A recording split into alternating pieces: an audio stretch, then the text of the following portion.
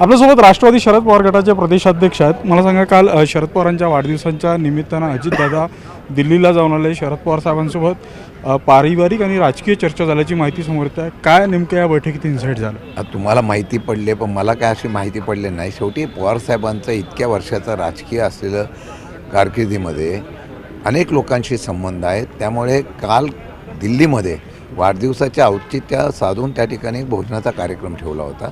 त्यामुळे अजितदादा, त्यानंतर रोहित पवार वगैरे बरेच जण होते आणि राज्यातले देशातले अनेक खासदार वगैरे वेगवेगळे नेते मंडळी तिकडे उपस्थित होती. त्यामुळे त्यांची तिथं भेट झाली ही वाढदिवसाच्या निमित्ताने झाली. तशी राजकीय चर्चा वगैरे काही झालेली मला तर अजून काही माहिती नाही. पण पारिवारिक चर्चा झाली का? कारण शेवटी परिवारातले संबंध आहेत त्यांचे. राजकारणामध्ये परिवार हा वेगळा असतो आणि राजकारण वेगळं असतं. एखाद्यांच्या राजकारणासाठी परिवाराचे संबंध तोडायचे असं कुठं सांगितलेलं नाही. परिवारामध्ये अनेक ठिकाणी परिवार असे आहेत की तिथं वेगवेगळ्या पक्षामध्ये काम करतात, वेगवेगळ्या पक्षाचे असतात, परंतु कौटुंबिक स्तरावर सगळे एकत्र येत असतात.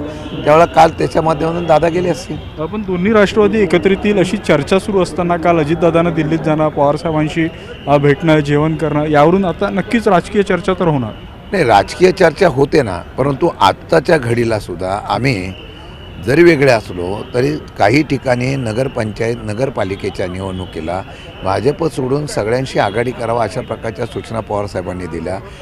अजितदादा गटाशी, त्यानंतर शिवसेना शिंदे गटाशी, काँग्रेस उद्धव बाळासाहेब ठाकरे शिवसेनेची सगळ्यांशी आम्ही आघाडी केली नाही. तिथं आघाडी झाली तेव्हा कोणी काय प्रश्न विचारला नाही, मग तुम्ही अशी आघाडी कशी केली?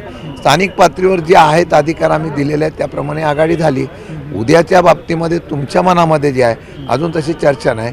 तशी चर्चेचा कुठे असा जर विषय झाला आम्हाला कल्पना देऊ. पण रोहित पवार आणि अजितदादांची 20 मिनिटं कारमधून देखील म्हणजे कारमधून प्रवास झाला. या 20 मिनिटात तर चर्चा झाली. मला याची काय कल्पना नाही. कोण किती तास किती मिनटं एकमेकांच्या बरोबर होते खरोखर मला कल्पना नाही. फक्त मी माझी भूमिका स्पष्ट मांडली. ती भूमिका एवढंच आहे की सध्याच्या परिस्थितीमध्ये पक्ष म्हणून आम्ही आमच्या पद्धतीने काम करतो आहे. राष्ट्रवादी काँग्रेस पक्ष शरद पवार हा येणाऱ्या निवडणुकीला सुद्धा ताकदीने लढवायचा, उभा करायचा अशा प्रकारची आमची चर्चा चालू आहे. खूप खूप धन्यवाद. प्रवीण शेट्टी, उदय तिमांडे, न्यूज 18 नागपूर.